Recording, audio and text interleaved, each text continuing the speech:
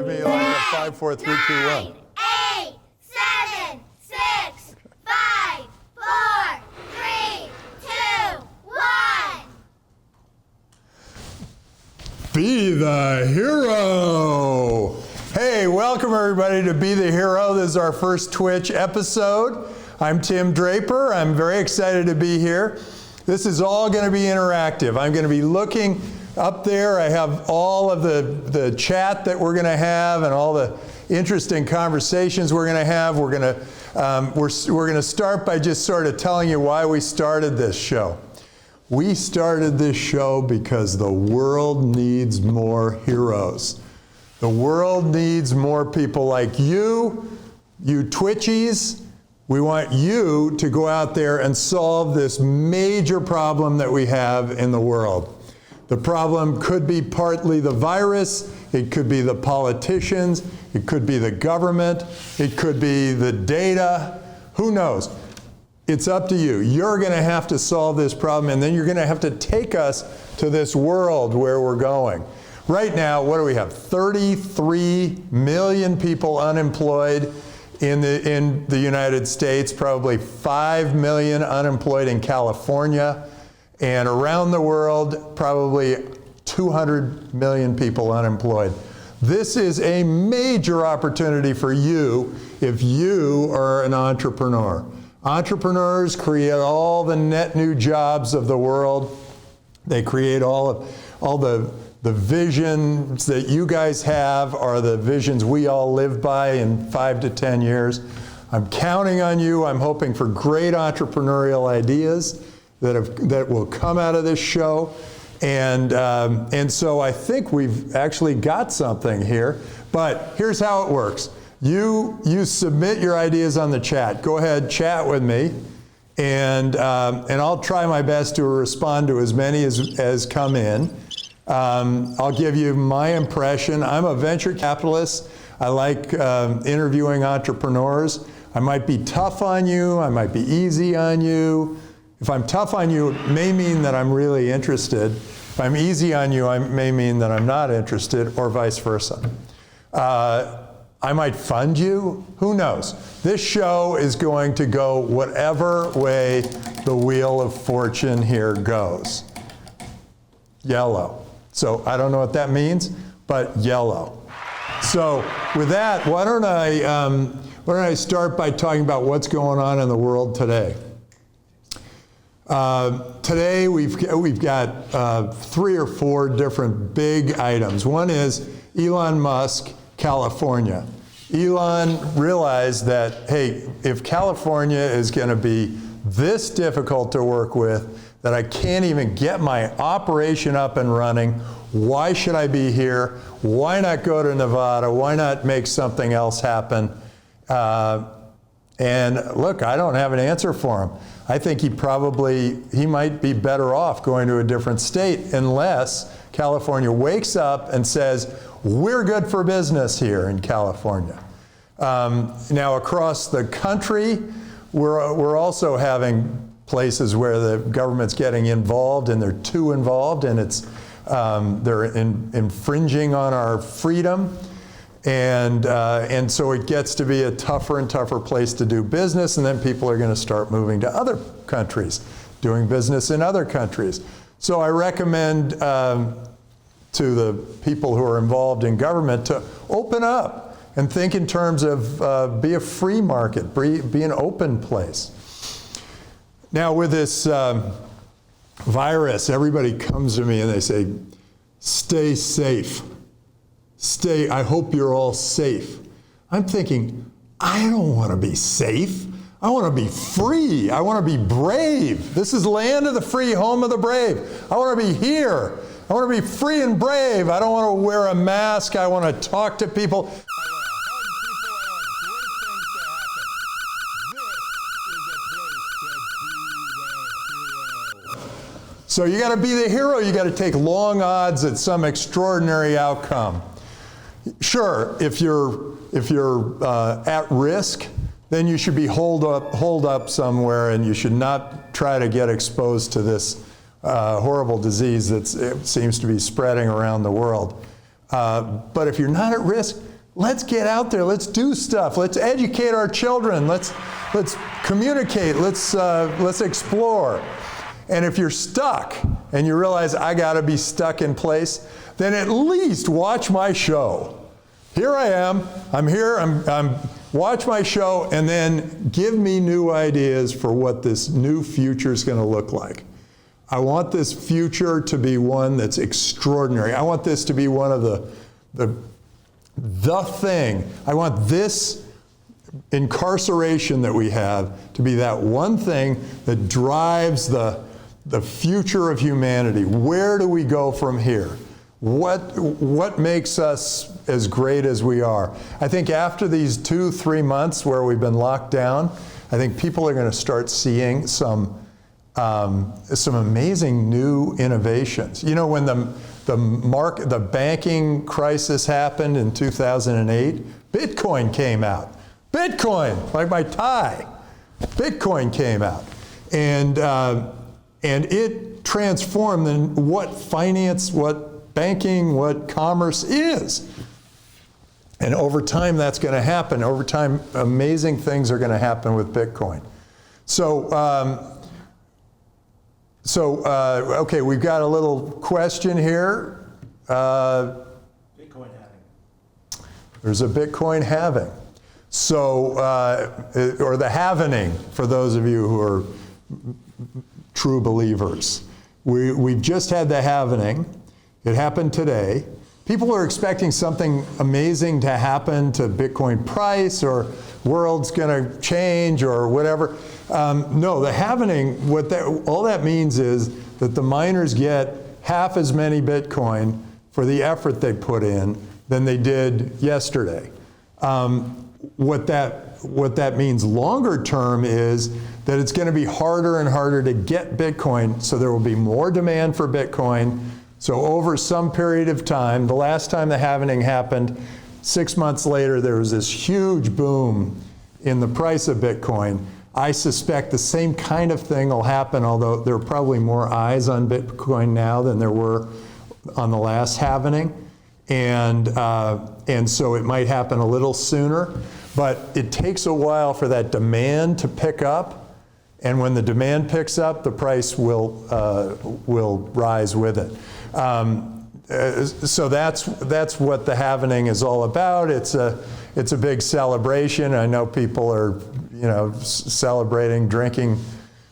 I don't know, what do you drink for a Bitcoin halvening? Probably something you can cut in half, like an orange, or maybe it's orange juice. So the Bitcoin halvening, that is exciting, and it's something that will drive real demand for Bitcoin in about 6 months.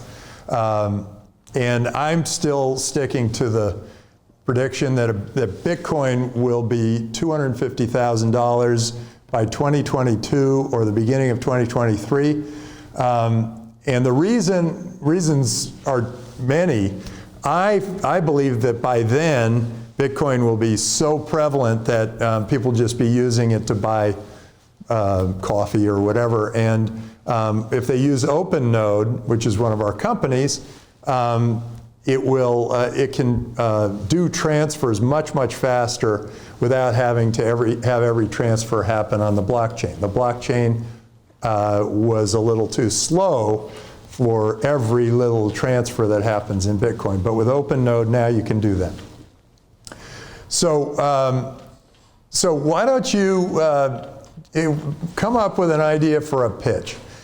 I think that this is one of those times when you can pitch me anything, and I'm going to be open ears, because, pitch me travel, pitch me cruise line, pitch me something that's just way out there, very different from anything anybody else is thinking.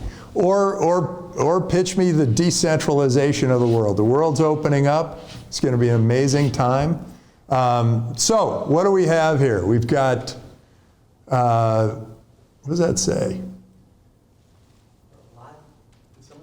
I get so excited to pitch to Tim. Saw this tweet exactly 67 minutes ago. bought a domain. Oh, you've already created your business. Good for you. You bought a domain, you put the entire plan together. Okay, what's the pitch? I want 1/3 of everything you get. I want. Okay, but what's 1/3 of what? Let's get him on Zoom. We'll get him on. Okay, well, come on. We're going to get you on Zoom. What's your name, Havana? What does that say? NBO. HBX1. Oh, sorry, HBX1. Okay, you're coming on. We're going to see you live. I'm very excited. You are our first caller. We've just sent you the Zoom thing. Okay, meanwhile, PayFit. Is it too? Hey, I need this thing to come closer. Or really big font on the right. I would not. I think it's okay if I don't get this stuff on the left. PayFrit is a two-parter. Number one, a PayFrit app delivers food like Uber Eats, but our customers can add on alcohol or weed in the same delivery, same driver. PayFrit. You know, I'll tell you. There are so many of these. Use a drone, do something interesting, get creative. And we deliver in and out. Well, I like in and out, but PayFrit Pads offers an amazing shared life living for our drivers located right around the corner from the restaurants they deliver for. We host Tokyo-style capsule beds in feature-filled regular SFR houses. Wait a second, those are entirely two different businesses. Stick to one business. Think about this. If you are in two businesses, unless your name is Elon Musk, if you're in two businesses, somebody's going to be able to beat you in one or the other. Because they will dedicate 100% of their life to it. If you're trying to give me the Tokyo-style capsule beds, at the same time you're trying to deliver food to me and drugs and whatever else, you're spreading yourself too thin. These are clearly two things you want. You want to be able to sleep in a bed and you want your drugs delivered to you. I think what you really need to do is think through what has never been done before, what's out there, what's never been done before, and it's going to change everything. So that needs work. That split fits or whatever it was called, that needs work. Okay, my name is Eddie. Thank you for providing this spaces for future unicorn ideas. I believe democracy should not be manipulated and blockchain will play a huge role, which I have great projects. Also, cutting trees is a very important fact we can work on so the percentage of cutting trees goes down. We can deliver marketing information. You know, one thing, give me one idea. I like the first idea. I don't see how that connects with cutting trees. So that's two of you with two ideas. I would like one idea from each of you. And this is, I mean, you're on to something. You clearly understand democracy is going to go through a huge change. Okay, look, geographic borders don't mean much anymore.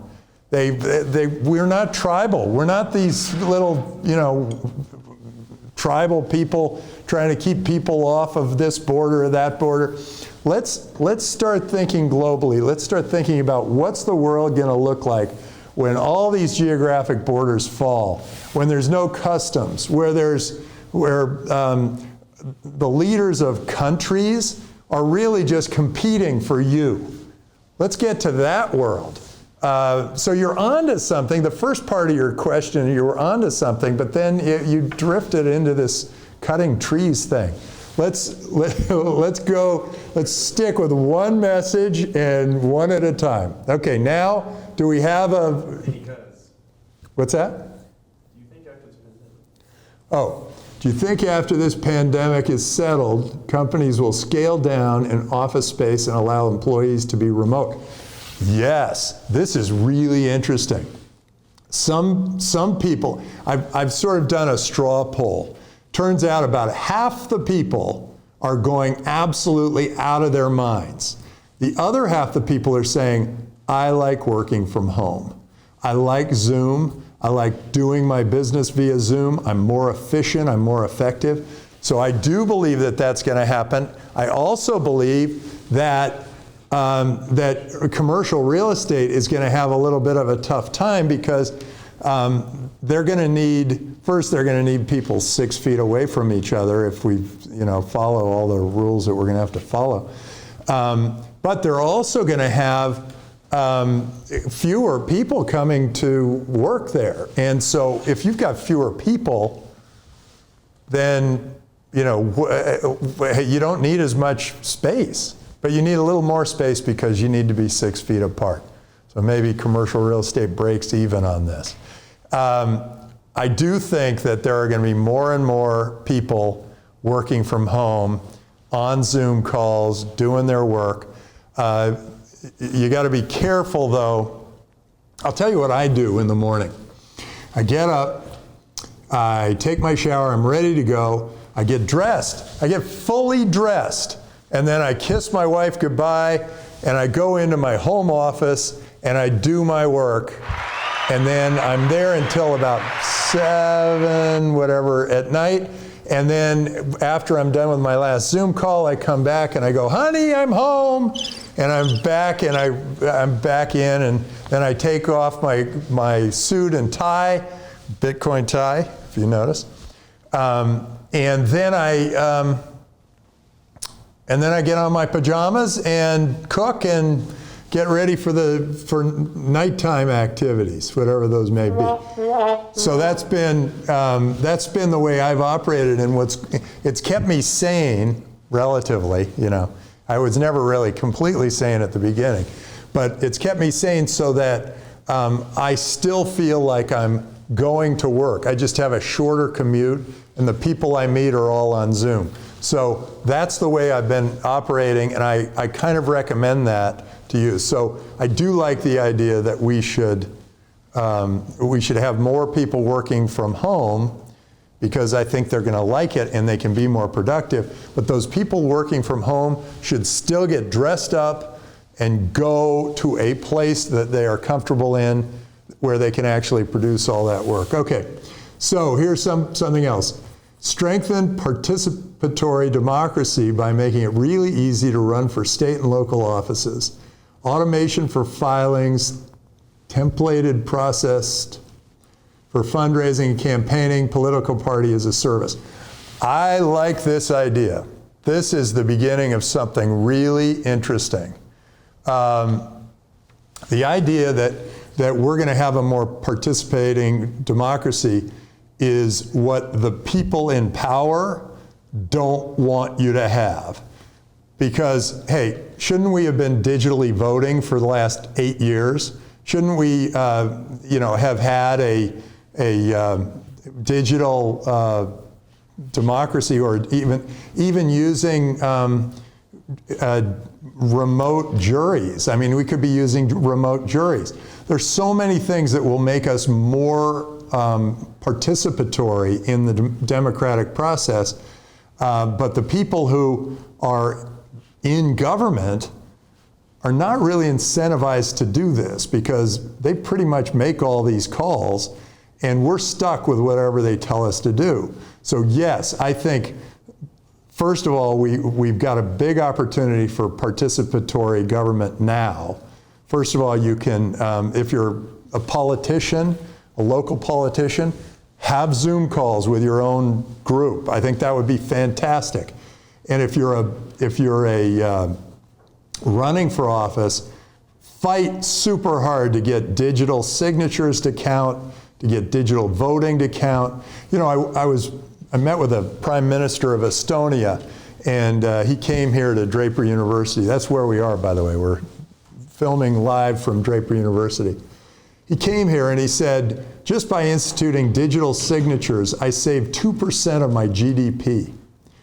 And then we did digital voting, and all the young people started to vote. No surprise. They thought the voting booths were creepy. And then they used digital identity, and the crime rate went down, the business climate went up. Yes, they now have this e-government, and I'm a virtual resident of Estonia. I'm a card-carrying virtual resident of Estonia. And here's my Estonian virtual residency card. And what that means is they can provide government services to me, even though I'm not a citizen, I don't live in Estonia, I might not have even ever been to Estonia. I have, but I might not have even been there. And and now there are multiple governments that are providing these services. So let's see, participating. Hey, we got a special guest. Whoa! Spin the wheel. Have a drink. Come to me live.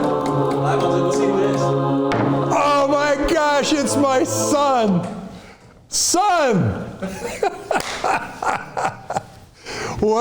This is a wonderful surprise. So my son Adam, he's having difficulties with his sound. I was muted. I'm good now. Can you hear me? Okay, I can hear him now. You want to crank it up just a little bit? Yeah, gotcha. So Adam, what do you think of all this? Here we are, or do you have something to pitch me? What brings you here? I am from the ethers. Hey, I'm just going to get it over with. Adam beat me 6-2 in tennis this morning. Yeah, Ouch. I'm not trying to pitch you anything. I don't know what you're talking about. I've never. I don't know what you would. Buy Bitcoin. You don't have to pitch that to me. I just bought some more. No, I mean the system is obviously needing a change out, and I think it's an exciting time for opportunity. It's just I think we talk about it a lot. It's about there's a lot of chaos out there trying to figure out where it is. Well, welcome to Be the Hero, the Be the Hero show. Maybe you can give us a little bit of what you're thinking. Okay. Start with what you're thinking about how we get out of this thing, and then maybe how. Can you hear me okay? Yeah, we can hear you real well. Okay, perfect. I hooked up a cool microphone, so I should be sounding like a radio host. Yeah, in fact, there's applause. They're already applauding you. And then things you come up with, things that you think are really going to help, and then maybe some entrepreneurial ideas that might drive some thinking through our. Well, you know what's you're so good at, and also like our family just is so fortunate to be able to be in a position where we get to support the heroes, and I think that's what a little bit this show is about. We get to sort of play the champion of heroes. Like we're the Alfred to the Batman out there, or the Batwoman out there, where all the heroes are really the entrepreneurs and founders who are hustling every day to try to change things, change the world.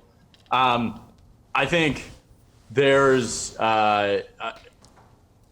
first off, you have to get past sort of like this fear element that's in everyone's brains right now. Like I'd say a lot of decision making is being driven by fear, not only, mask wearing while you're outside and but people are fearing their neighbors. They're fearing like I feel people want to connect with each other, but then a lot of, you go outside and if there's more than 5 kids together, the police get called on them or whatever. So we have to get past that thing that's happening where it's like fear-driven. Fear is the mind killer, is what Frank Herbert said in Dune. Fear is the mind killer, and I totally agree with that.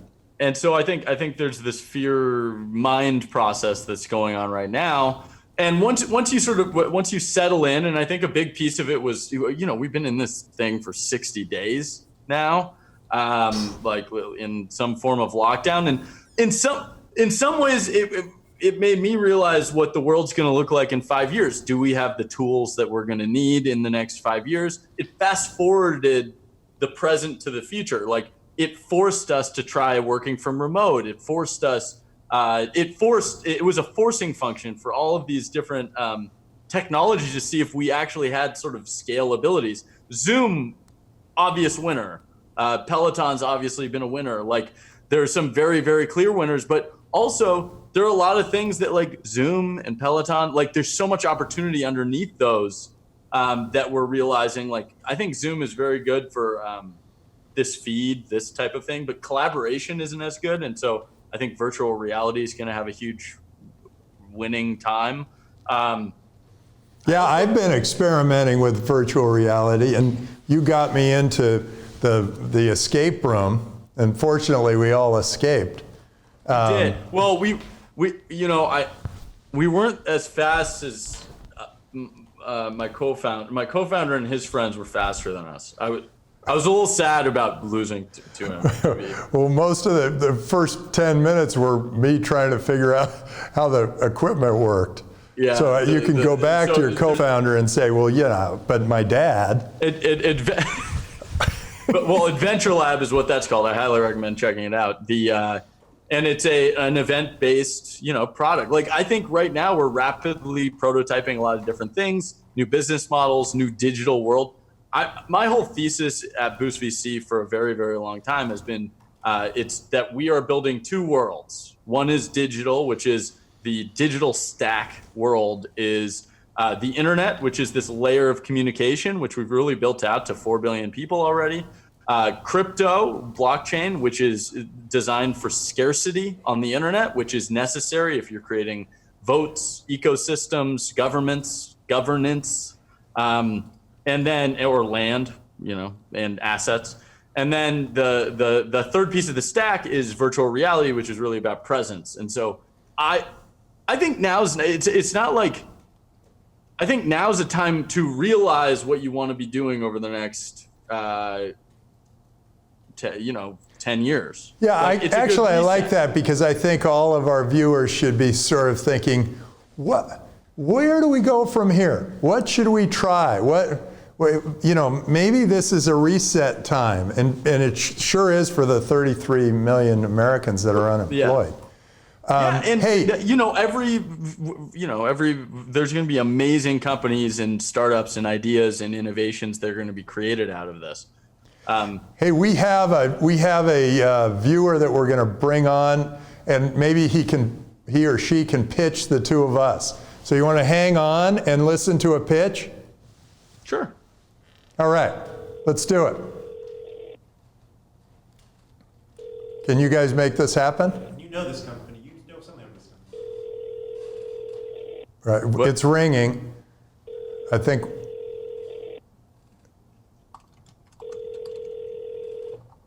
Oh, they're bringing crypto to South America. Excellent. Hey, welcome.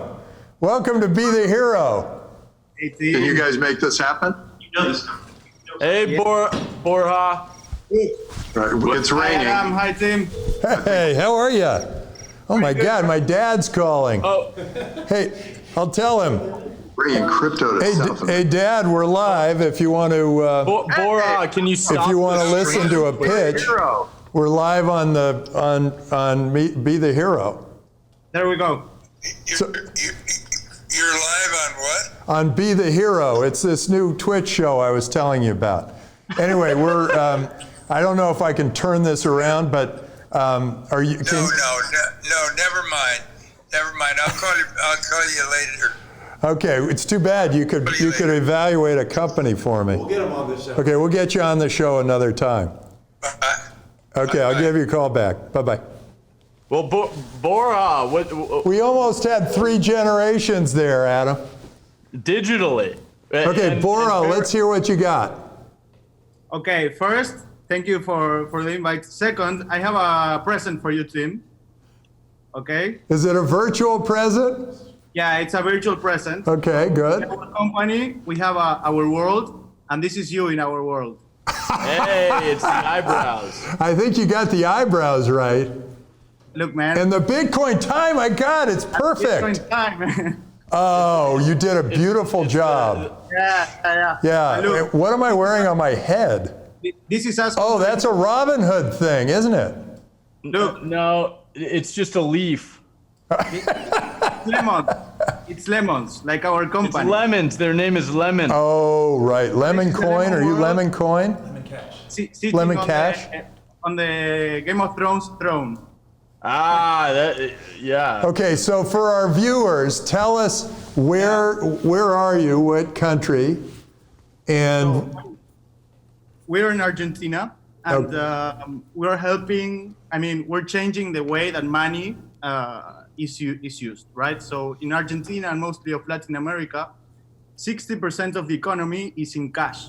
But what happened? Like, what's the use of money if you can't even get out of your house, right? Right. So, yeah, like this is not like the US. Yeah, so a bunch of these countries that have had largely cash-based economies have to force themselves to go digital right now. Exactly. So what happened? Merchants had no tools to go digital. So you had a hey, business. I think we should give a little bit more of a platform here. In Argentina, the money, the Argentinian peso, is like a hot potato. It's like, no, you take it. No, you take it. No, you take it, because you know that it's going to drop 30 or 40% every year. So you're just saying, no, here, take this, take this, take this. And so they all want Bitcoin, right? 100%. Yeah. Okay, so with that as a backdrop, now tell us what you're doing. Yeah, so essentially what we're doing is we're providing all the tools that people need to go into this digital economy. So we're providing for merchants a payment processor, just like Stripe, but we have a difference. Once you get your money, you can invest in crypto, Bitcoin, Tether, Ethereum, any currency. So imagine that you're a merchant and in the US you have Stripe, you get your money, but then you can't do anything with it. And in Argentina, that is a real problem because, as you said, like Argentine peso is like a real hot potato. Nobody wants it. So we're bridging traditional to digital and crypto, like Adam, you were saying. So Bora, we're gonna take Captain America's shield and hit it with Thor's hammer because you're a hero. You're doing a great thing for the world. The entire team is a hero, and it's crazy. Like the growth we're having in Argentina and in Latin America is crazy. We're bringing these tools to places where they don't even have wallets. They don't almost have no credit cards, like Honduras, El Salvador, Ecuador, Argentina, of course. So is the government giving you a hard time because you're allowing people to translate pesos into Bitcoin? Well, not yet, but for sure that we need to be very careful with compliance and regulations, which we are. But right now, like, it's really interesting because actually crypto, as you know, Tim, like everybody in Argentina wants US dollars, for example, and crypto right now is like one of the two options to get US dollars. And it's amazing. Like Shouldn't they be going the other way? Like they want US dollars, but they want crypto more, so they take US dollars and turn it into crypto? 100%, Tim. Like we've done no marketing so far because we're still working on lots of things, but the product is live and there's people coming into the platform and we don't know where they're coming from. We've done zero marketing and people are coming in, and that's because there is a need. Like, let me tell you, 3 weeks ago, $1 was, 80 pesos. And right now it's 120. So in 3 weeks, like... Oh my gosh, in 3 weeks? Yeah, in 3 weeks. So that's how crazy it is. You know, I was in Argentina, about a year ago, and it was 40. Exactly. So, I mean, you know, Latin American problems. Yeah, so what we're doing is we're providing all the tools these guys need. Yeah, that deal, that bet with Macri that we didn't really shake on, I'm sort of sorry he didn't agree to it. I mean, you won, and it's a pity that he lost the elections because maybe he could have been there to pay the debt. I think he would have kept his job if he had not only made the bet, but made Bitcoin a national currency. I think he would have won the election, but he still would have lost the bet. I mean, I agree with you. I think that people here have problems and the solutions are the future. And Bitcoin is the future. Crypto is the future. And these people need this stuff. And who else is solving this in Argentina? Well, right now, the way we're doing it, nobody. So there is no place where you can go in and, like, as a merchant, for example, process credit cards, process debit cards, and then once you have the money, use it. Like nowadays, you cannot use it. You only can have the Argentine pesos. So what we're providing is a vehicle to, okay, we give you like the Stripe-like tool, but once you have the money, invest it, buy US dollars, buy crypto, buy Bitcoin, do whatever you want with it, right? So nobody does that in Argentina or in Latin America. So Are you using OpenNode as a via to get off the chain and then back on the chain, or what are you using? No, we're using our own ramps. We've been working over a year. Oh, you did it yourself? Yeah. How many transactions can you do in a second? Well, a ton. Like, I'm not the tech guy, but I know that we can support like a big load of them. I mean, we have a really good tech. Like, how many users? Well, right now we have almost like 1,000 and something, and we didn't even launch, to be honest. But we're closing so many deals with merchants. We're bringing in 1,500 merchants to our network. We just closed a deal 2 days ago to do like the processing and wallet for one of the biggest oil companies in Argentina. So like this oil company will be working with all their, let's say, suppliers, okay? And their suppliers will be getting the money on our wallet, and they will have access to Bitcoin, digital currencies, and so on. So like, honestly, we're a super app. Our team believes that in the future, you won't have 10 apps for everything. I mean, you will have. Now, why are you just limiting yourself to Argentina? Are you, why isn't this just global? We're not. Right now, we're in Chile, Argentina, Honduras. We're opening in Panama, El Salvador. Yeah, but you need. I mean, your user is. You have to start somewhere. Right. 100%. And Spanish speaking. Yeah, Argentina is a great place to make things work out, and it was a great place to discover regulatory what things we need. So now we know exactly what things and licenses we need in each country. So that's what we're doing on a country by country basis, because of course here we're doing fiat and crypto. So we need to be compliant, which we are. But then we provide all these tools, which are amazing. And again, there are some countries where these things don't even exist. Like, for example, Honduras, El Salvador. These guys, they have everything in cash. So we're bringing like the first wallet that also supports crypto, debit cards, credit cards. It's like, for them, it's insane. And we're just super happy to be providing these tools and these things that they didn't even know they existed. And we're actually solving a problem. How have you gotten the word out? How do you get your customers that exist to be so delighted that they start telling the rest of the world? Or is there some way that you're getting, like every time there's a transaction, there are two sides to that transaction. How do you get one side to tell the other side, hey, use Lemon Cash? Well, Tim, imagine this. You have a business, right? Your currency depreciates 50% per year. You always want to buy US dollars, but the government puts restrictions so you can't buy US dollars. And then these guys come and say, hey, if you have your money here, which by the way, you can use it to process your payments as a business, then you can buy US dollars, crypto, or whatever.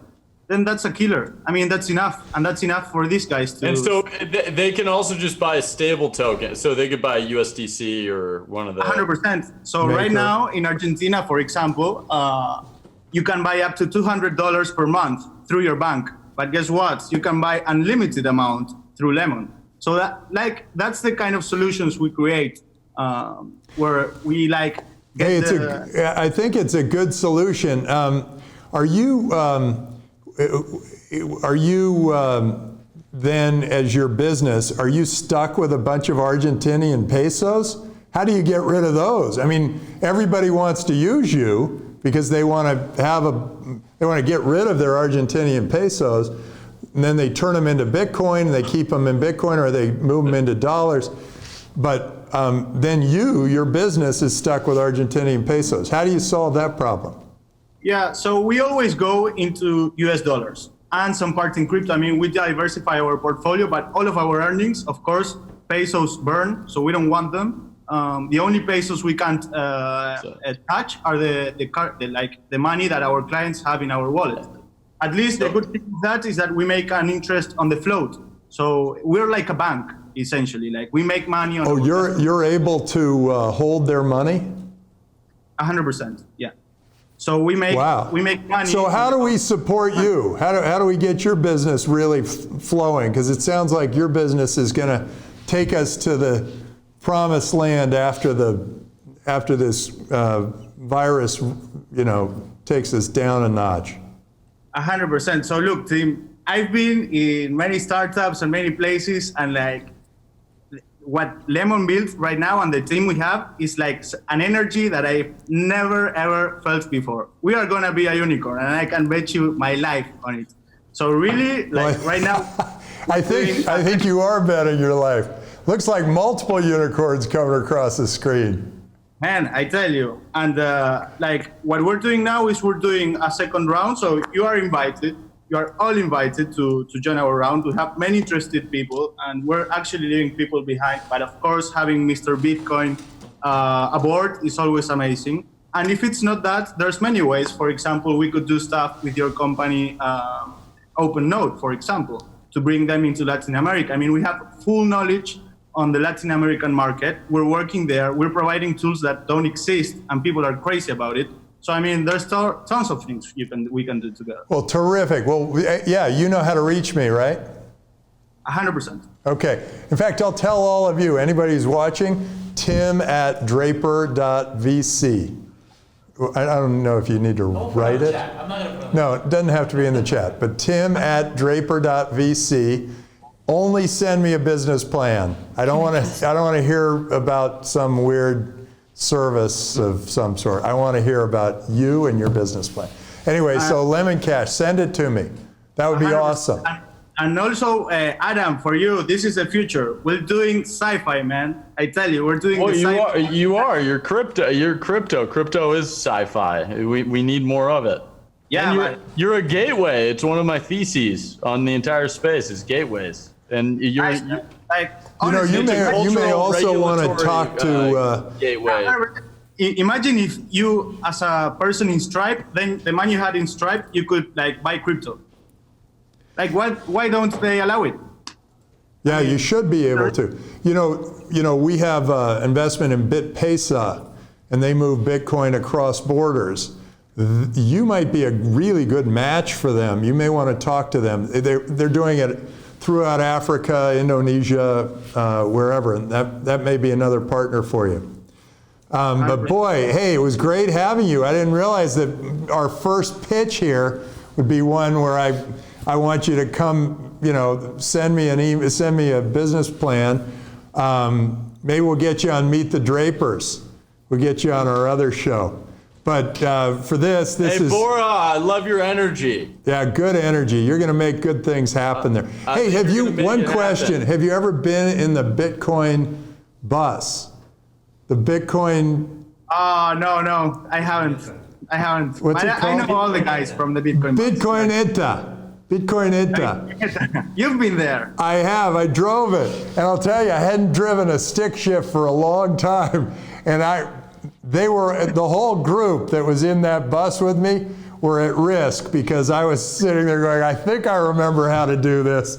And I was, grinding and putting... Anyway, we did. We made it all around Buenos Aires. And you should be a guy who they should let into the Bitcoin ETA. It's a special treat. I will tell them. We need to do it. Great to have you on the show. Adam, thank you for the invite. Bora hero. Bora, all right. Do it. This is for you.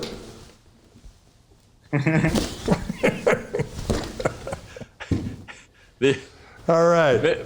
Practice. I need to practice that. That's true. It's got to be like I was hitting it like this, but I really need to hit it like that. Use gravity. Hit it Boom. down, maybe even. Boom. Oh, I just broke Captain America's shield. No, it's back. We're good. Okay, I like Borja. So we got probably a lot more things going on while that all happened. Adam should be listening to Pay for It Pad's pitch. That's funny because I didn't particularly like it. It had two weird things that were completely they weren't really connected. But if you want to hear the pitch, you're welcome to. It was basically Uber Eats, but you can send weed and something else, and they'll pick up other stuff for you, alcohol, I guess. And then the other thing, but then somehow it's tied to hosting Tokyo-style capsule beds. So I looked at it and I said, they need focus. In fact, they need to join Boost. I think they need to go to Boost because I don't know. Boost I want will Tokyo-style. Are you sure it wasn't Uber Eats for Tokyo-style beds? Capsule beds? Hey. Because I'm picturing an awesome thing right now, and I don't know what a Tokyo-style capsule bed is. Okay, well then, clearly something I didn't see that maybe you do here on Be the Hero. Okay, what are you pointing at over there, Gabe God? Housing for these gig workers, I don't know. But yeah, on the It had to do with housing for the gig workers. And I guess they're going to deliver to the place, like they stick everybody in the cubes, and it's housing for the gig workers, and then they deliver to them. YOLO. I like this show now. I think I came up with the whole purpose of the show. You hearing a pitch and then repitching it to people. I want to hear repitches all day. I just want you to describe like your whole day's worth of meetings and like, yeah, it's like Uber, except for satellites are beaming laser beams at people's homes. And Yeah, I think it's exactly that. And I'm thinking, now I'm looking, and there are some other ideas up on the screen right now, and I think we should combine them to come up with something really cool. So right now we got a couple that we've dumped, but Guinness delivery drone. This is real. I'll show it to you, Tim. Okay, there they are. They're delivery drone delivering for Guinness beer? Oh my God, do you see this? I don't know. You guys can't see this, but there are these three women, and these Guinness bottles are floating through air right in front of them, and they're just sort of like, here's your delivery drone of Guinness. I mean, if delivery drones are going to work, it's going to have to be higher margin products. So it would have to be pretty expensive still. But yeah, because Guinness, cool. I think you'd pay up though to have although right now imagine everyone's this. locked in their homes. Imagine this, you've got a beer party. Fly drones. I'm still living in the past when we weren't locked in our homes. But imagine having a beer party and then just kind of going, and a drone comes right over and just like puts it right there. Right there. Completely. Be just awesome. Yeah, no more dogs who going to get the beer in the fridge. It's only drones that get beers to parties. I want 1/3 of everything you get. Terrific. Now I'm seeing PayFlit or whatever it's called. It says, note, the residents who live in the PayFlit pads can drive on our app if they need money. I see. So the idea is they're housing all the people in these tubes, in the Tokyo-style tubes, and then those people become the drivers who drive the weed to the customer.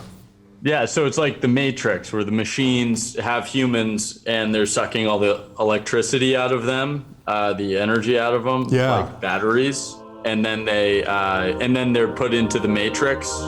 Yeah, but I mean, then they're going to be replaced by the delivery drones, because if you're going to get your beer through well, I'd want it to be digital, drones. so plug me into the Matrix, and then it's a digital beer.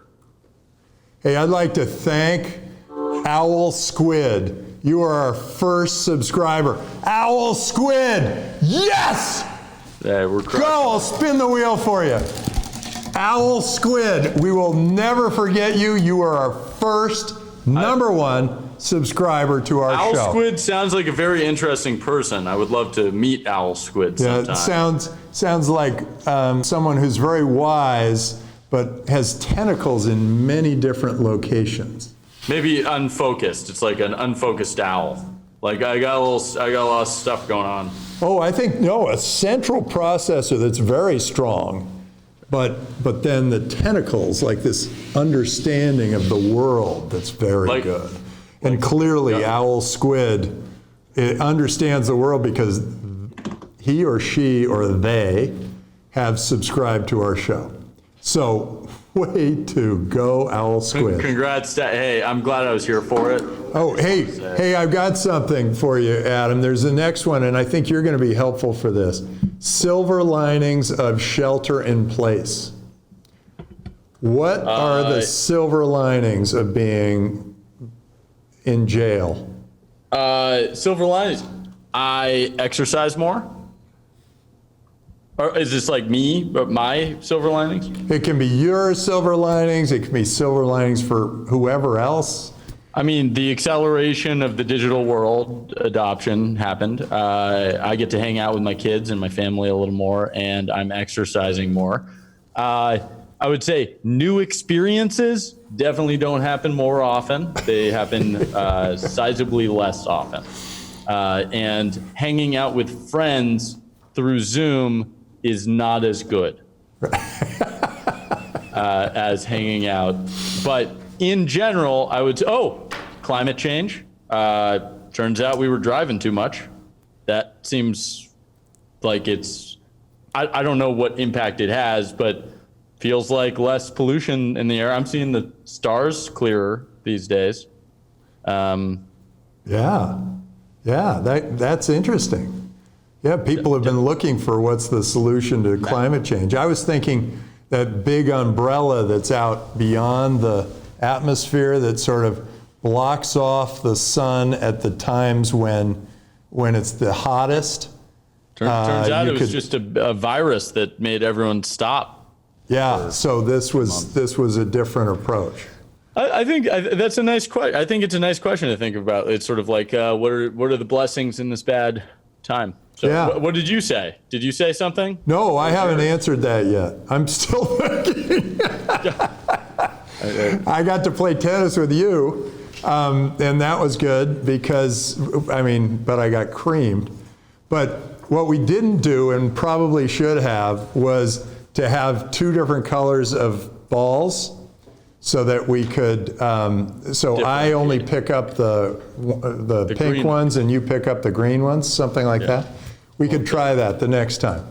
But I think there is some creativity that's happening. I love that everybody's discovered Bitcoin now, and the number of wallets is exploding. Oh, VR and crypto. And VR, all the things that Boost had centered around, all those things are getting to be really important. People might be suspecting that we started this virus at some point. We didn't. That isn't a joke. No, he didn't. No, he did not. I think probably people are writing some pretty good novels right now, and I think they might be dystopian novels.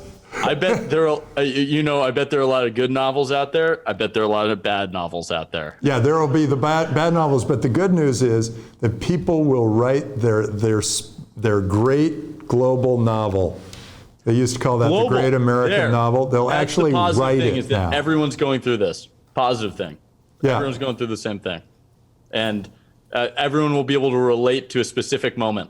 I think that's interesting, where it was sort of like, where were you? The entire world. It isn't just like one country, one nation, the entire world is the where were you, what did you do?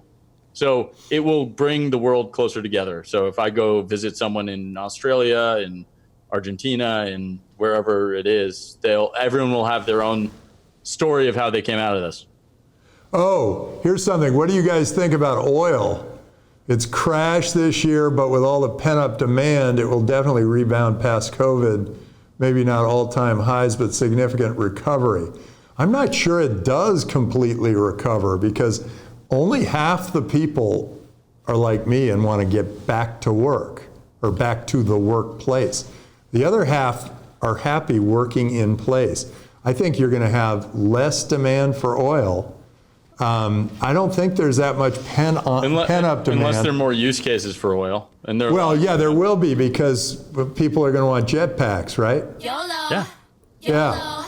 I think people want jetpacks. They might use oil for minimum, vertical there's takeoff at least one and person landing. Who wants a jetpack. The individual flyer, I think, will use more oil. And so However, that will drive if you want to more solve demand. the noise problem of jetpacks, actually, you have to do electric. So actually, maybe not. Maybe not. Well, you can use the oil to drive the energy to the electric jetpack. It's amazing. Yeah, it's Yeah. amazing. Well, hey, Dad, I love this show. Thank you so much for Well, having me you're a on. major part of it. I'm hoping you'll be a guest very soon once again. I will, and thank you for having me. Ooh, we got a laugh I'm track. really excited. This is the best. We got a laugh track. Oh no, you can't leave, Adam. Homeschooling is the next one. Homeschooling. All right. You got to tell us about homeschooling. You got three I'm kids in. who you're homeschooling. I'm in. Whatever it is, are you taking the children away to a different home to school them? Kidding. I love my kids. Am I supposed to talk about homeschooling? Yeah, talk about homeschooling, because I wouldn't. It's a topic here. It's a big topic. The positives are one-on-one learning, which, by the way, my wife is the one who's really been being the teacher. But I've been able to see the results, and it's pretty incredible how much when people have one-on-one tutoring, they improve after an adjustment period of realizing that your mom is your teacher, which took a little while. I do think that there's going to be a huge movement towards homeschooling. I actually thought that was going to happen previously, because it was one of those sociological things where everyone said that, like, I always like when it's like the world says don't get into a stranger's car, and then like Uber is the biggest opportunity ever. Like don't break into a stranger's house, Airbnb, like whatever the negative taboo thing of the day that like a parent says to a kid ends up sort of being exactly how you act and have a technology that builds around it. Homeschooling is an obvious one where it's sort of like people think it's weird. Homeschooling is like a weird thing. I think it's going to be the normal thing. Like, I think there's a flippening that happens there. Also, you should probably talk about how it was the halvening for Bitcoin today. Yeah, we did. We did. Yeah. Do you have any comments on the halvening? We've already gone over some of it, but do you have any thoughts? It's always a great way to call new people to Bitcoin. That I always feel like it starts the story again. It gets people to learn about it again. It's just a great narrative. In theory, it should drive up demand because there will be less released every 10 minutes. But I think it's more just and I think there's a delay to that happening where it will be baked into the price. Miners will want to be compensated for their work. No, I'm excited that people are like, I'd say there's a large narrative that a lot of people who aren't necessarily crypto people are talking about the halving or the halvening, which I think is really just about educating people in this new financial tool. So, but hey, love you, Dad. I'm going to jump. Love you too, Adam. Great job. You made our first show. Well done. Awesome. Okay, so now there are two of me. Okay, we got a question from Tracy 2000. How could a student who is in high school or college get hands-on with a VC, learn how to properly pitch a company? Here, Tracy 2000, here's what I want you to do. I want you to practice with your friends. So get out, and if you can convince your friends that this is a good idea, but make sure they're being honest with you, because they'll all go, oh yeah, that's a great idea. You don't want that. You want them to be very critical of everything that you've done and said and whatever, and the business idea. Now, and make sure that that business idea is something that isn't obvious. Make sure it's something that you think might happen 15 years from now. Make sure it's there. And then go into your heart and say, why do I care about this? Why am I doing this? Why do I care? And if you feel that your heart bursts out and says, because we got to make it happen, there's nothing like it, it's going to be awesome, whatever. If it comes out of your heart like that, you're onto something. You should just do it, no matter what. And don't wait for a venture capitalist to tell you how to pitch them. Just do it. If you're running your business, they'll catch up to you. Make sure the venture capital has to chase you. Don't go the other way around. Don't think, oh, I need to please the venture capitalist. We're not your customer. Your customer is somebody else. Your customer is the end consumer, whoever that end consumer is. And all the best businesses in the world control that end consumer. They have access ongoing to that end consumer. Okay. Let's see, what else do we have? Vinny Buzz. Is that right? Vinny Cuz. Vinny Cuz. Security tokens is going to be a big one. Once regulations permit, security tokens will facilitate fractional ownership of different assets for the masses. You know, this is absolutely true, and it just isn't fair that the masses can't just buy a piece of real estate. It doesn't make any sense at all. It all comes because of these laws that were created 80 years ago. And now it's the Act of 1940 and the Act of 1933, and they've made it so that the only people who are able to invest in private companies and real estate are, like me, rich. If you're poor, you can't get rich through this program because you're not allowed to invest in a piece of real estate or a piece of a startup. And well, now there's crowdfunding, so there is that possibility. But I think this is coming, and I think people are going to recognize that all those regulations made sense in 1932 or 3, but they don't make sense now, particularly for people who are young and starting their life, and they want to take a risk, and they want to put some money behind something interesting. I think they should be able to. Anyway, now you can put up a building and tokenize the real estate and have it owned by 1,000 different people. And that is a very exciting thing. And that real estate not only can be tokenized, but you can also put title on the blockchain so that you know that that's what you own. And it means that you probably don't have to insure the title because it's there, it's on the blockchain and it's permanent. So good question. Thank you for that. No, we're good. Okay, so pay freeze. Pay for it. Pay for it. You again. Biggest fan. I love you, pay for it. Way to go. The price of Bitcoin could see a slow, steady, big jump once this halvening works out smoothly. Like Adam mentioned, once the mining prices get adjusted, more proof of concept, usability. Exactly. You're right. Absolutely. You're right on.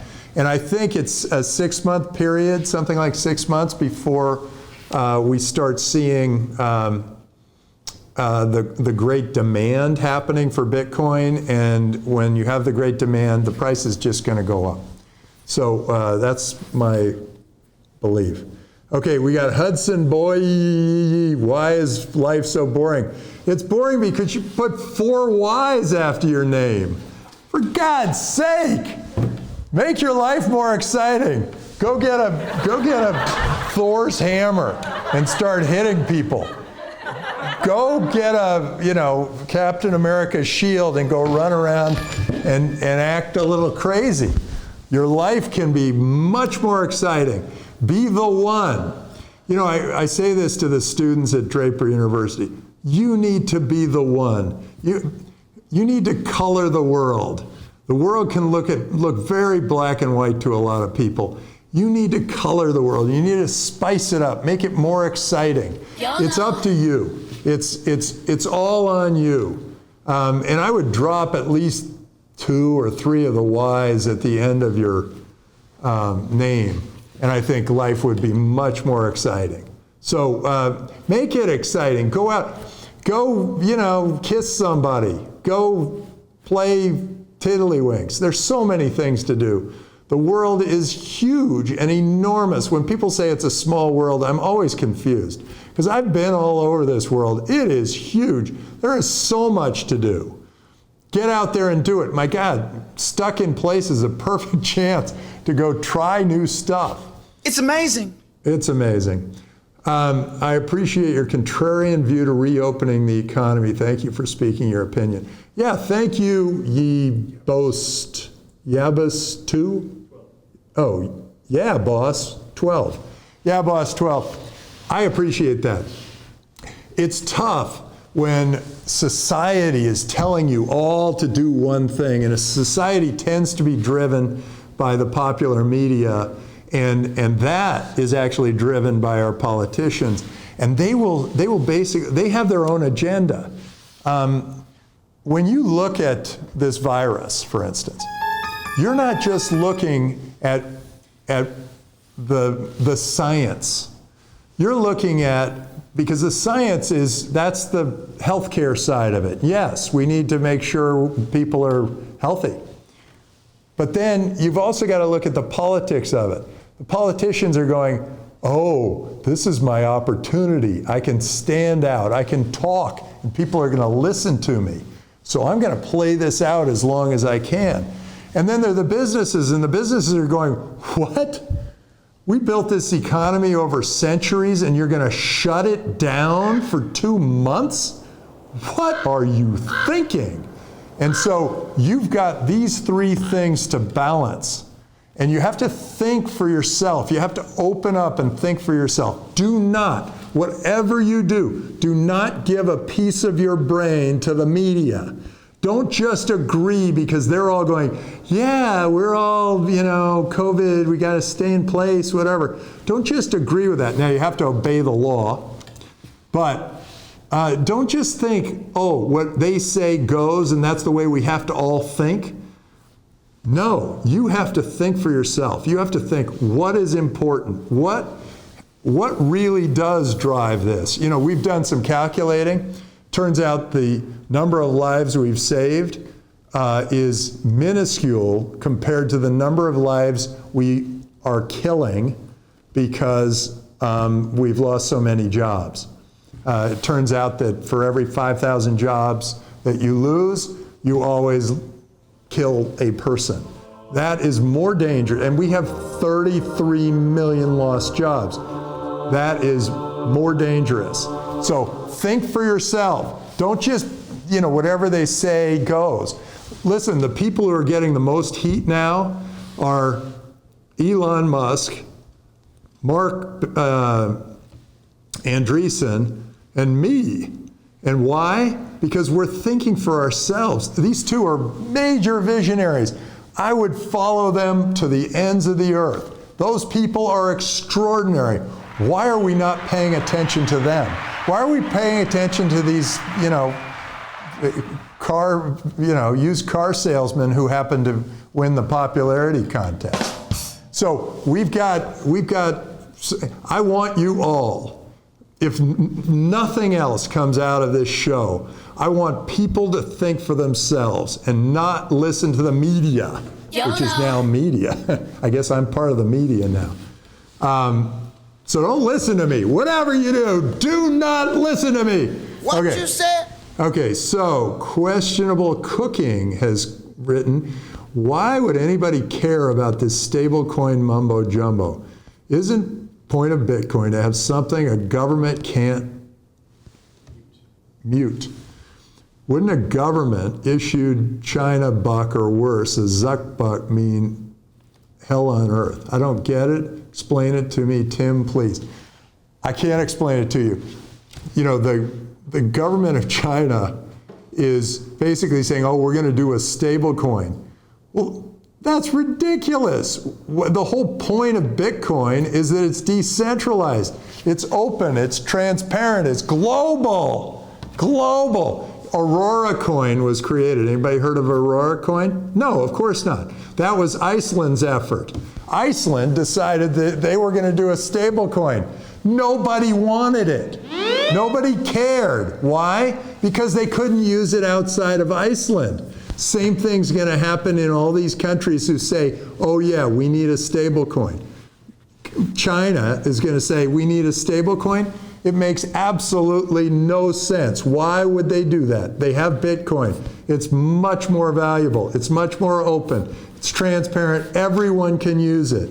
In China, I mean, why have a stable coin at all when you've got a currency that everybody's using, the renminbi, which, you know, probably is falling like a rock right now.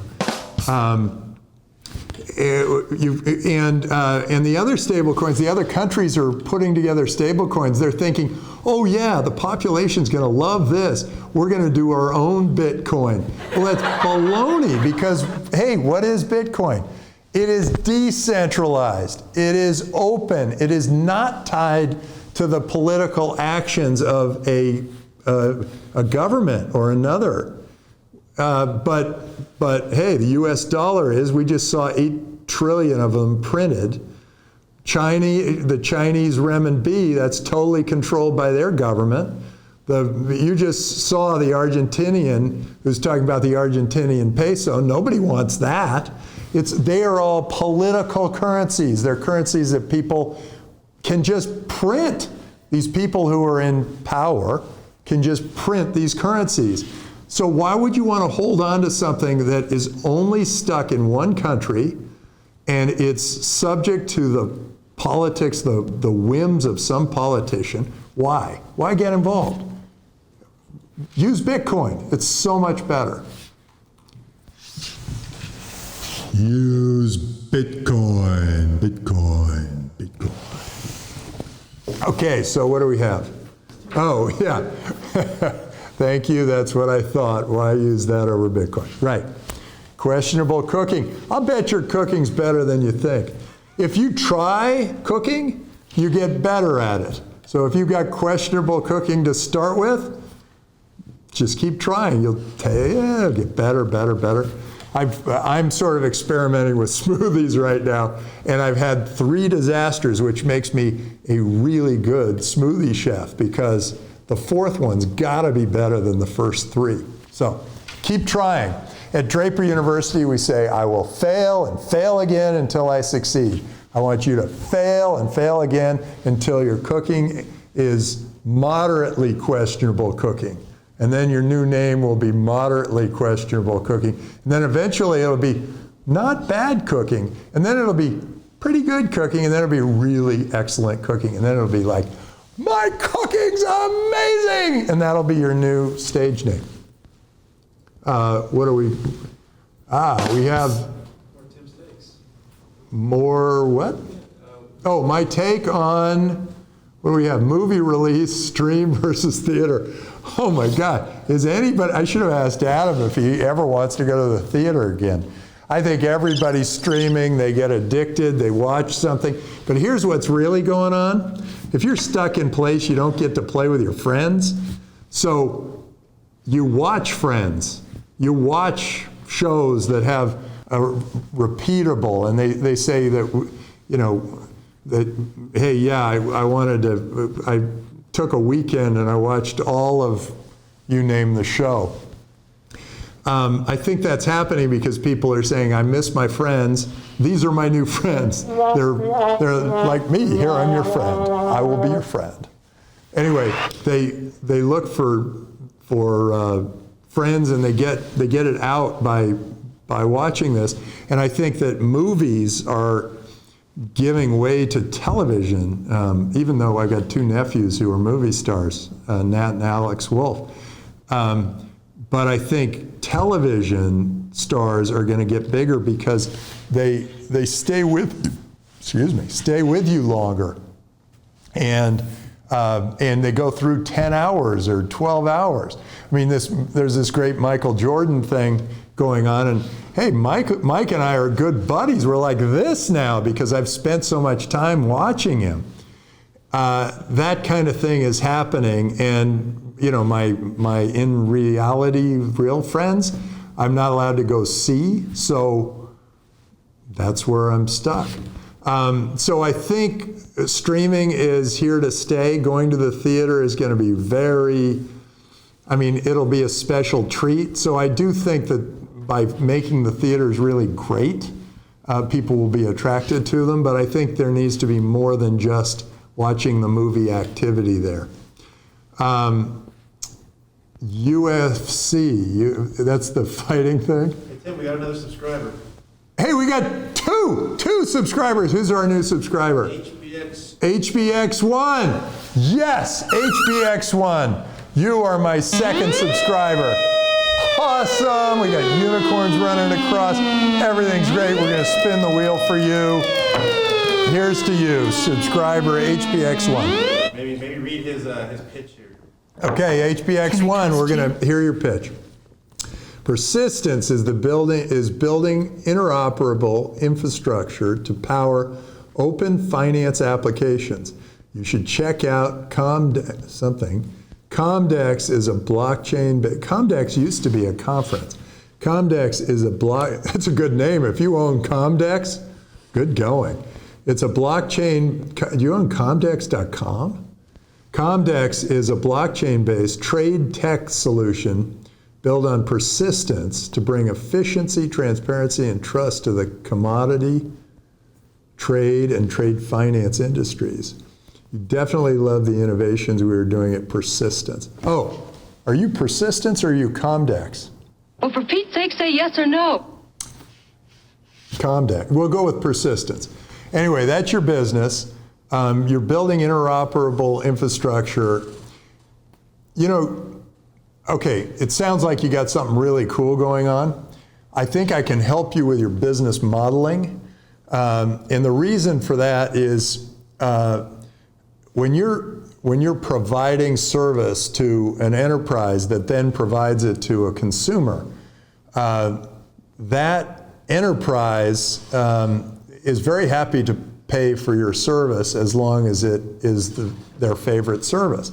But then if there's no switching cost, they'll switch to something else when you're no longer relevant or no longer the best technology.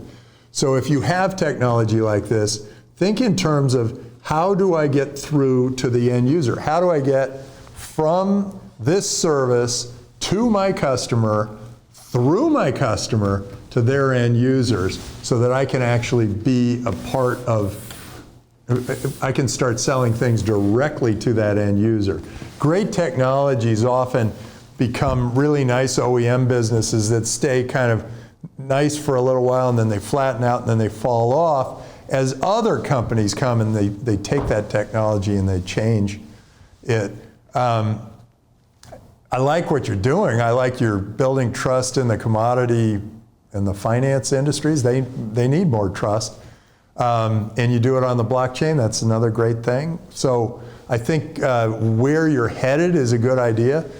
I think you spend a little bit of time on your business modeling. I think that would be very helpful.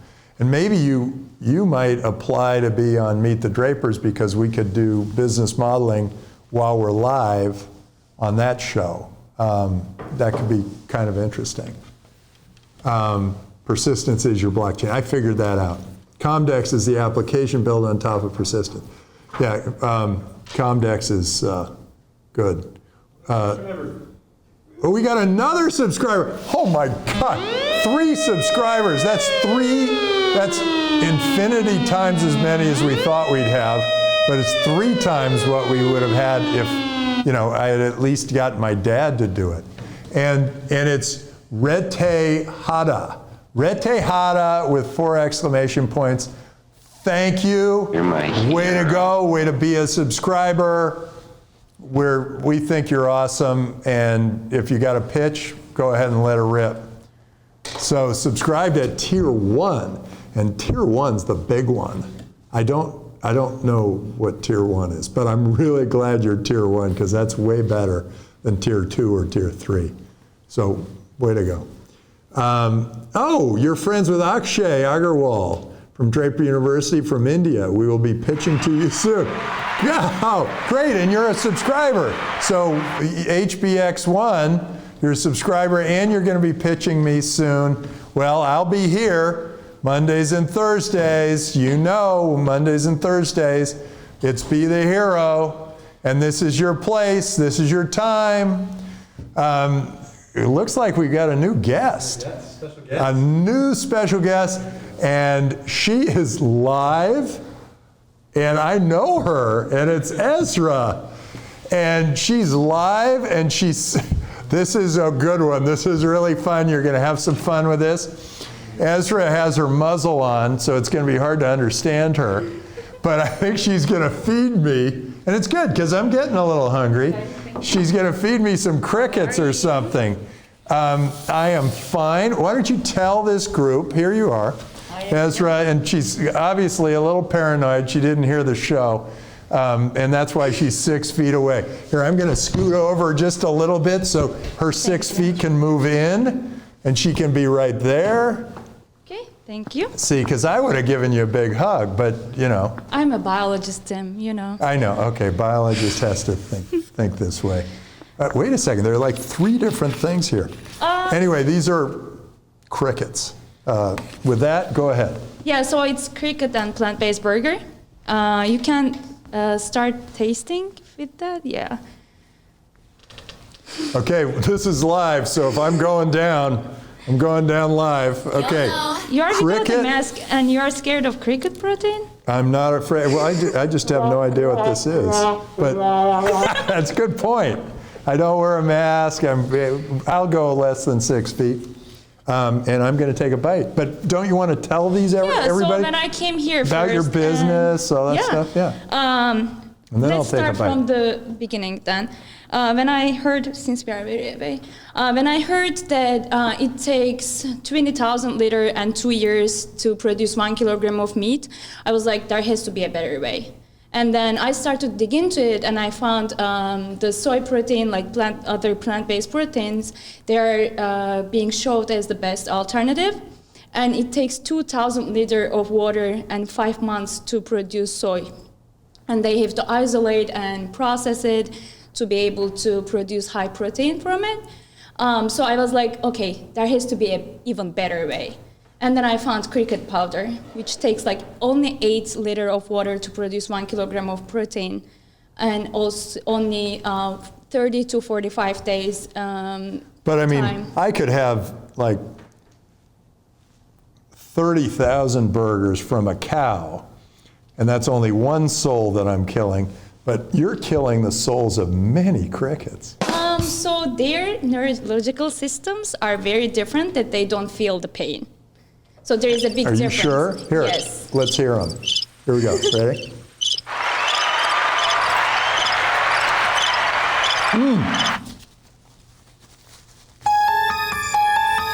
Should we? That is excellent.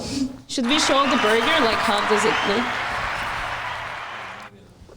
Oh boy, I can taste there is a bug aftertaste here, which is a little odd, and it tastes a little cardboardy, but otherwise, that first bite was really extraordinary. It looks like this, and it tastes, it's actually pretty good. It's amazing. The other one is different flavor. It's Can you- amazing. Really? Yeah. So I got to try them both. Yeah, and you can, Okay. if you tell me which one is your favorite, Okay. and also if you don't want to eat the bread, there is also only with lettuce. Well, I'm eating very little bread. I want the full taste of this stuff. Okay. Okay. Perfect.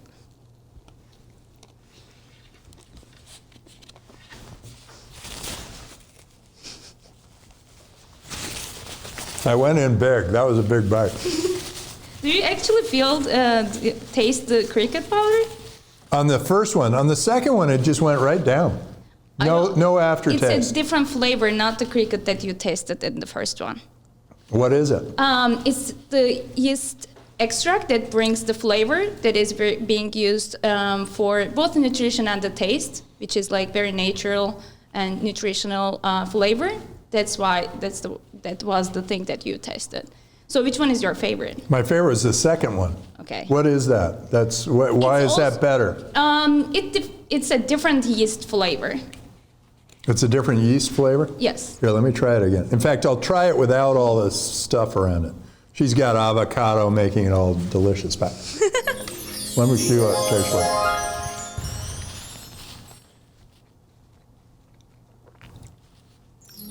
Okay, now I'll taste the other one without.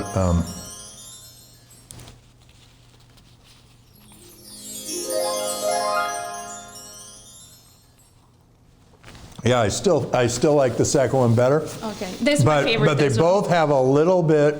You taste the cricket. Yeah, you hear the cricket. You taste the cricket a little bit there at the end, and but hey, that would have been a perfectly good lunch for me. I will eat that. I will definitely eat this, and I think you're onto something. So tell me what's special about you. And why these are going to be the big thing and not like the veggie burgers and the Impossible burgers and whatever else. Yeah, so our difference, These are good. I'll probably eat the rest of them. I used to eat a lot of meat. I have done a lot of outdoor sports, and originally my expertise was genetics, but because I was doing outdoor sports, I met with so many farmers, and they were all complaining about the same problems. And if you look at too much water. Not just the water, it's 14% of the climate change livestock production is responsible for 14% of the climate change carbon emission. It's just not efficient at all. It doesn't make any sense. We have to find a better way. Tell me how you're going to convince people to eat these instead of Impossible burgers, or, I mean, the taste. I actually like this taste better than the Impossible burger. So you've already won that one. It's not quite as good as eating a cow, but it's pretty good. And how do you get these out there? I mean, this is a big marketing problem. Yeah. So what's your plan? So the point about the Impossible burger, I don't want to use GMOs. I don't want to hurt my health to protect the planet. It doesn't go that way. So I want to both protect my health and also protect the environment. That's why I saw in the market that pool. As you remember, we were at the R&D part, how to farm the insects more efficiently. And when I got here, you were like, why don't you just produce burger? And then we are there right now. Good job. Yeah. As soon as I pitched to you, it was the thing you said. So the point is, what else is in this burger? Beans? No, there's no beans. It's pea protein. It's bee protein? Pea protein, plant-based pea protein, and also there is fiber, like oat fiber, psyllium, like all the plant-based fibers, which is like the other ones are. And then how did you cook it? You fry it? Yeah, you fry it, you bake it, you grill it, however you prefer. Well, how did you do it? I did it with olive oil. With olive oil, yeah. Yeah, so the point is there are lack of B12, the plant-based alternatives. There are lack of B12, iron, other things coming from animals. And we can provide those as well, like meat, and even more than meat, the calcium, it's 100 times more calcium this burger has than meat, regular meat. But hey, also, have you been in our makerspace? Is that where you operated from? No, it's oh, they couldn't do it? No. So we are biohazards or something? So it's entirely different. It's also regulations are very strict. So we are partnering with Kitchen Town, which is in San Mateo as well. And they we need a sound for regulations that's like, oh, not again. It's so weird. Do you know? It's like every time anybody's doing anything interesting, we got the regulators. Okay, great, sorry. It's even, let me tell you something, the pet food restriction, the regulations are more strict than human food in the United States. that was the biggest Pet food is? That's hilarious. Oh, because you were going to make pet food. You're not making pet food. You're making human food because, oh my God. It takes so long. Well, you know, if you have a pet and you're ranked a sergeant, the pet's rank is a lieutenant. So you get ranked, the pet gets ranked higher, and apparently in regulation they do too. Yeah, so apparently 10 years ago there was something happened, like from Chinese pet food, a lot of cats and dogs died, so they had to make the regulations more strict. Oh my God, that is hilarious. Yeah, but I mean, it's... Once again, the regulators get it wrong. This is good, by the way. This is good food.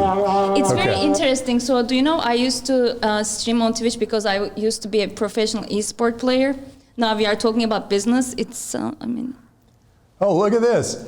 This is where the hot sauce comes in. Where can I send Tim a bottle? That's a good idea. Put this together with hot sauce.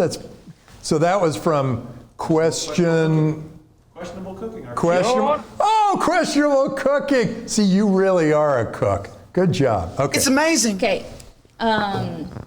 So yes, I have one more question. Would you... I have a question for you. Okay. What do you remember from the pledge? Ezra was a part of Draper University, and we have a pledge. And we won. I'm from the winner team. You were from the winner team. Yeah. Well, first, I don't know, can we stand up? You could stand up and still your head would be in here. Oh my God. Team, So go ahead, stand up, put your hand on your chest, on your heart. team Magic, wish me luck. Just any line from the pledge. Any line. I'll make short-term sacrifices for long-term success. Oh, it's one of my favorite lines. Yeah, Oh my God, good for you. Okay, you can Thank sit you. back down. Good.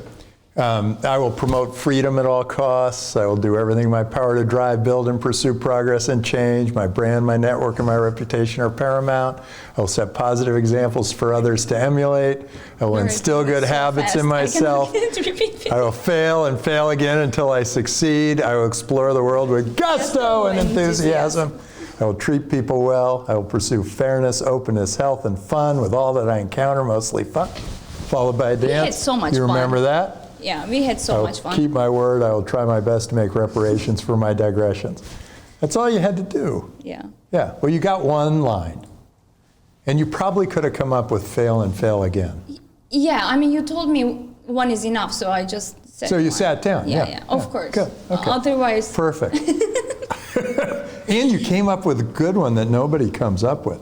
Short-term sacrifice for long-term success. And because I have Keep been that in doing mind. it. Yeah, I'll bet you have.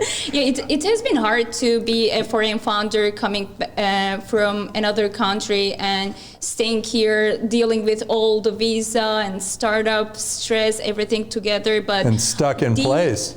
But like Draper University really helped so many people like me to have the ability to stay here with and work on our startups, even fundraising, like everything has been so great. So I'm very, very thankful for the opportunity. Good. Have you raised some money? Yes, I raised from Draper Ventures, Right. Draper good. University Ventures. Right, yeah, you made it Yeah. through that. That's a big hurdle. And I have also investors from Turkey and MENA region and Europe. Really? Yeah, I didn't raise too much, but like I Enough to yeah, keep yeah. you going. Yeah, and we will be. And you raising made soon. this. Yes. This is so cool. Yeah, I mean, You yeah, started. I'm so excited. I mean, you started at Draper University, and We pivoted. And the idea was crickets, Yeah. and now it's. And when you first gave me some of those crickets, they did taste a little like cardboard. This is better. This is a lot better. So I would you- appreciate that. Did you make this bread out of crickets too? No, No, it's didn't think so. other startup hopefully will come up. So how much, does it cost you more or less to make this than a cow to make the meat? Right now, we need more technology to make it more affordable. Okay. It's a very complicated. If you think about the big industry and like how they are being promoted and everything else, but we are close. It's not so much more, and also with the sustainability. Hey, I love issues, the everything rainbow else. in the back of the. That reminds me of my mother. My mom, when she died, she gave us a beautiful rainbow. So One thing I want to ask you. Yeah. Would you replace one out of your 4 meals with this? No question. No. Yeah, if you can get this meat to be cheaper than cow meat, I'd probably buy it. So, Actually, I'd probably buy it anyway because you created it, whatever the price is. But I think it's actually really, this is good enough. I would definitely do it. And if, for some reason we've got that, the locked in place thing has kept the meat packers from packing meat. So we're going to need something like this if it falls down any further than it's fallen.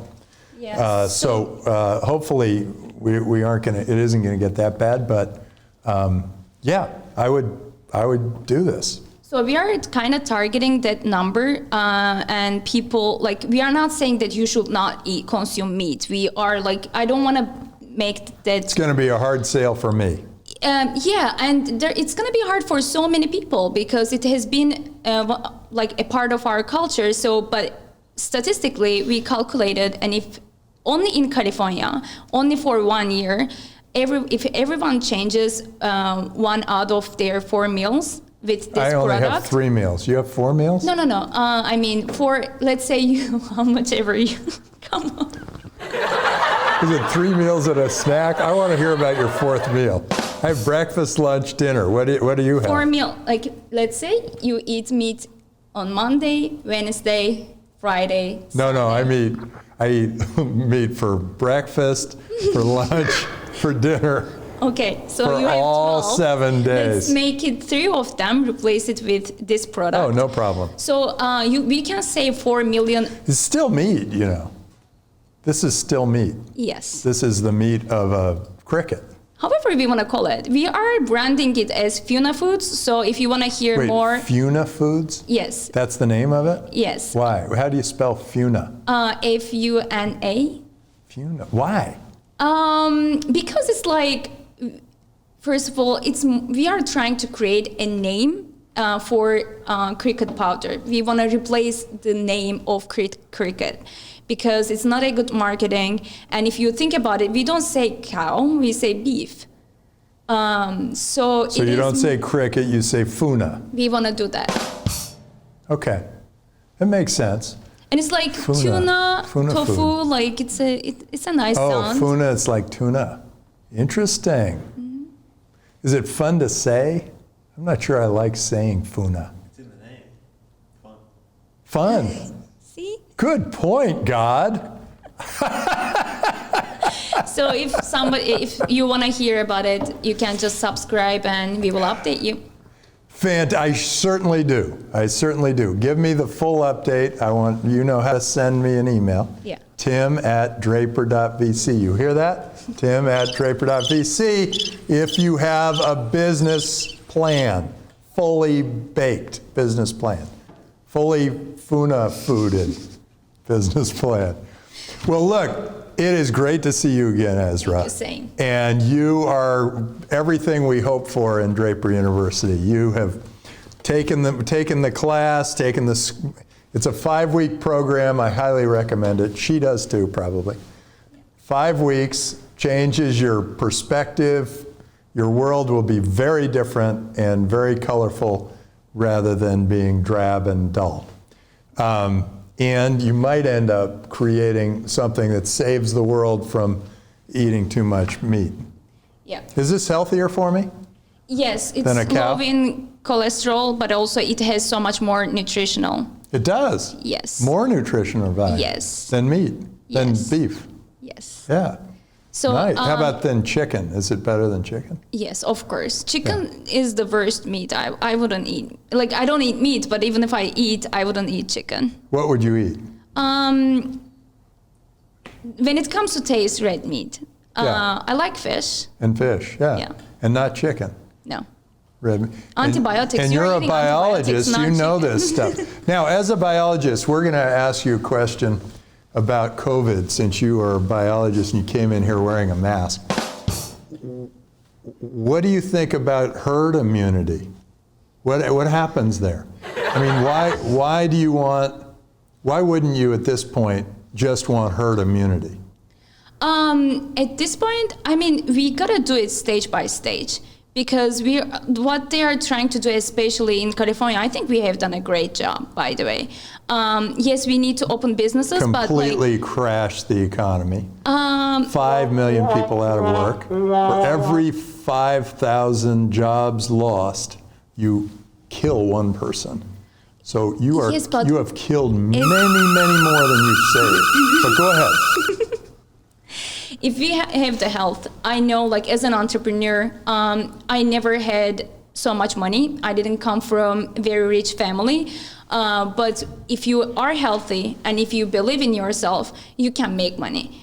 But you have to be healthy to do all of those things. I think we have to start from there. I have never seen something like New York environment. I don't want San Francisco to be. Yeah, that was freaky, wasn't it? Yeah, I mean. New York. And my family is out there. Turns out that, oh God. It turns out that New York City, it spread so fast and it spiked so fast. It turned out that it was 2.3 million people a day that take the subway in New York City, and no other subway system has more than 200,000 people a day. So it was by tenfold a more intense way to spread the virus. I mean, the point is it's unknown. So when it is unknown, I will be definitely scared of it, no matter what. Why? Because we don't know yet. Did we teach you to be afraid? No, we teach you to be brave. I mean, I'm brave Land in so of the many free, ways, but home of the brave. Well, I was brave. I ate some of your food. You know, like the survival thing, Darwin's words about, like, we need to adapt to change. Yeah. It's not like how brave you are or how strong you are. So this is the change. We gotta get used to it. If you we don't want this change. You want to walk around with that thing all day? You want to walk around with that thing all day? Wait, are you Muslim? No. Yeah, my Muslim friends who are girls are all saying, I moved to America so I could take off the damn mask. And all of a sudden we got to wear one. We don't do those things, but Turkey is like very European country. Yeah. But it depends. Yeah, I mean. Okay, well, I'll give you a virtual hug. Thank you so much. Great having you here on the show. It's been really fun, and I enjoyed my meal. Thank you very much for that. Here, yeah, and if God would like to try a couple of crickets, you're welcome to it. All right. So, back to the show, back to the LOL. What is Tim drinking? That'll be the thing. That'll be the thing. Tim views his own. That's from Be the Hero Show. God is trying to back away here. Okay, I got ha ha ha. This is Tim we tuned in for. Questionable cooking. Oh, we got to have you on the show, Questionable Cooking. Okay, great. So that was fun.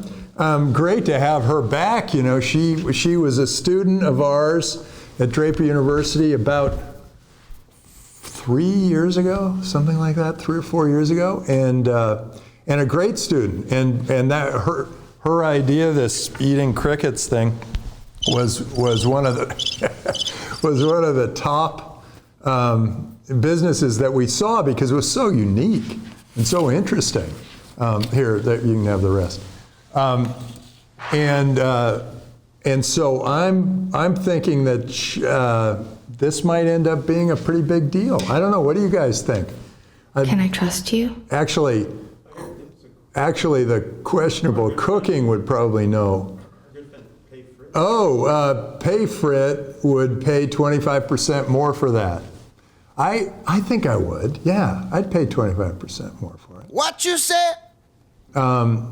Yeah, it could be 20% more, says Payfrit, and then you upped it to 25. So, wait long enough, it'll be 30, 35. You'd be paying twice the price. And it was not bad. It was actually pretty good. But I'll tell you, the first crickets I ate, not nearly what you'd hope for.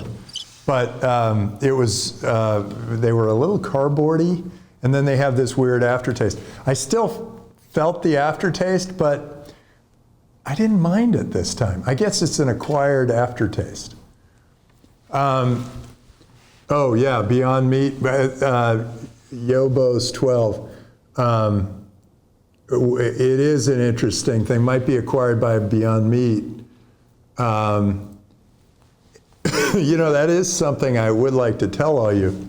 I'm always looking for those companies that won't be acquired. They're going to create their own industry, and people will flock to that industry, change their behavior in order for these companies to succeed, as opposed to companies that do get acquired.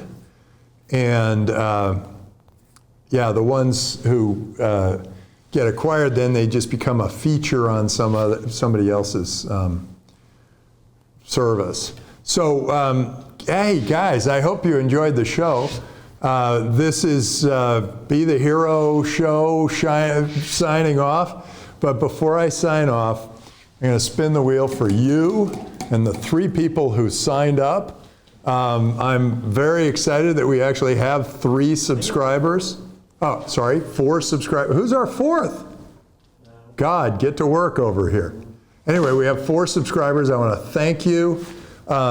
It was great fun to be here. I'll be here every Monday and Thursday until you guys just drive me out of town. So with that, be the hero. I think you're going to love the next episode. We'll see what happens. I never know. None of us ever know. Let's strike up the music.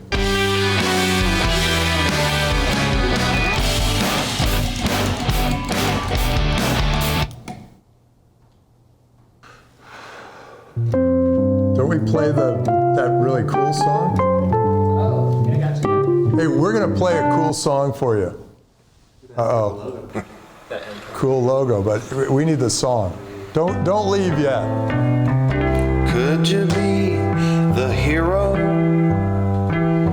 and come up with a plan? I'll learn this song, and I'll sing with it. You could be the hero and you'd be the man. Or the woman. Well, this world's got troubles. This world's got trouble. That I don't understand. I don't understand. We need help on the double. We need help on the double. Won't you lend a hand? Won't you lend a hand? They say out of darkness. They say out of darkness. There must come a light. There's gonna come a light. So come spark the candle. So come spark the candle. Turns wrong from right. Tell us wrong from right. Could you be the hero? Could you be the hero? And come up with a plan. Come up with a plan. You could be the hero. You could be the hero. And you would be the man. And you would be the man or the woman. Life is or the they. Do you have a clue? Do you have a clue? A puzzle piece is missing. Puzzle piece is missing. What should we do? What should we do? Could you be the hero? Could you be the hero? And make our problems go away. Make our problems go away. Could you be the hero? Could you be the hero today? Be the hero today. Be the hero show. Come on back next time.